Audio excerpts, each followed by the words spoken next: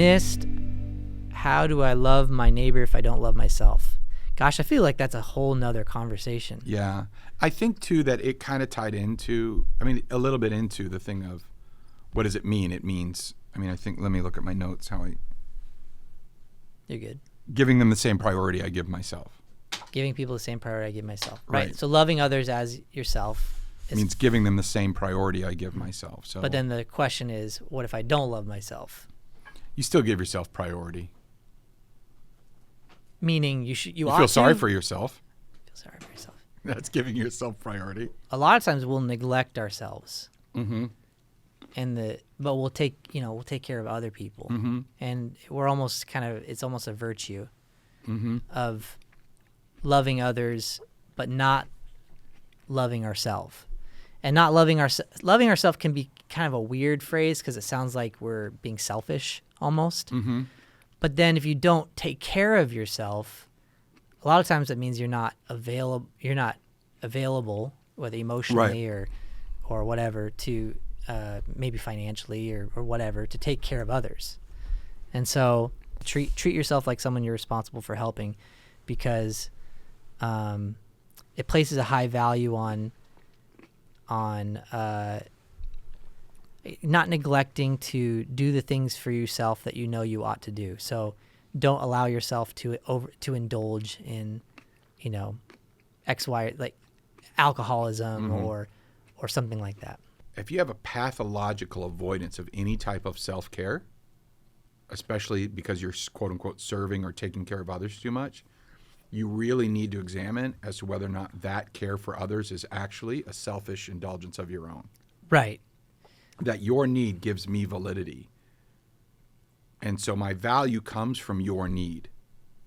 So if my value comes from meeting your need, then I will sacrifice myself to the God of your need, because your need is now my God. It gives me meaning. So that's nowhere, that is ignoble in and of itself, because it's still a fundamentally, and I know this is harsh, but mm-hmm. it's the end of the day, so things get a little harsh at the end of the day. That's like a fundamentally, it's its own form of selfishness in a weird way, that I'm still not getting my value from God. Mm-hmm. I'm getting my value from the fact that I'm the type of person that will put anything down and I will sacrifice. That is a self-justifying act. And so, yeah, it can anything. I'm of the opinion that anything can become an idol. Right. So even serving in church. Right. And we love people who, work hard and want to sacrifice of their time. But if they do that so much to the detriment of taking care of their own family, mm-hmm. or taking care of, getting rest, right? And God talks about, honoring the Sabbath. Mm-hmm. It's like that catharsis. That good feeling is like a high almost. I took care of someone, and so I get this but to do it for myself is like that takes work, and I'm afraid of being self-disciplined or what have you. And there's all kinds of stuff, right? It's not necessarily even something that's really celebrated culturally, in the sense of that. We like to celebrate people that are doing things and getting stuff done, and the idea that it is more noble culturally. I think though that it's not noble if your intent's still off.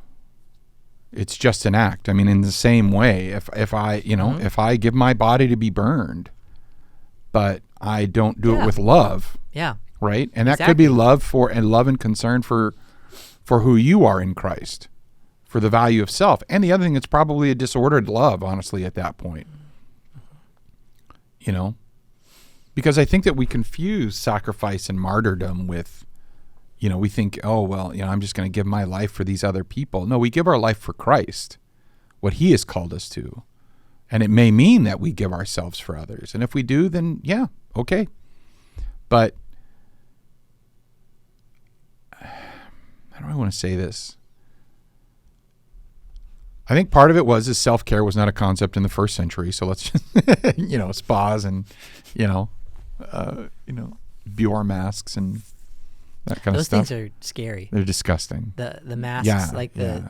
They look like something serial killers like wear in I've movies. I've never met the a serial most terrified killer I've ever been in my own that house I know of. is when I've walked into my bedroom and my wife looks at me. She looks like she have a Jason. And she has one of those things Yeah, on. They it's look just like a a hockey mask. Yeah, it's like what There's the, like no oh, texture to God. their skin. Yeah, You're like, yeah. I'm like, oh, what's going on here? it So, looks like. yeah. Yeah. No, I mean they're great. I got my kids like some cute little animal ones for Christmas. Those to but- me, I think, are more terrifying. Not your children, but Good. the masks that have like shapes and designs on them are actually, those are terrifying. Because they just look like, they're not human. They're like this uncanny valley of something. Uncanny Valley, yeah. Yeah, so I don't know. I kind of lost steam there at the end. That's okay. It's getting late. And it's sunsetting, big guy. Sun's Saddle- getting real low. Saddle up, Podner. Time to tally home.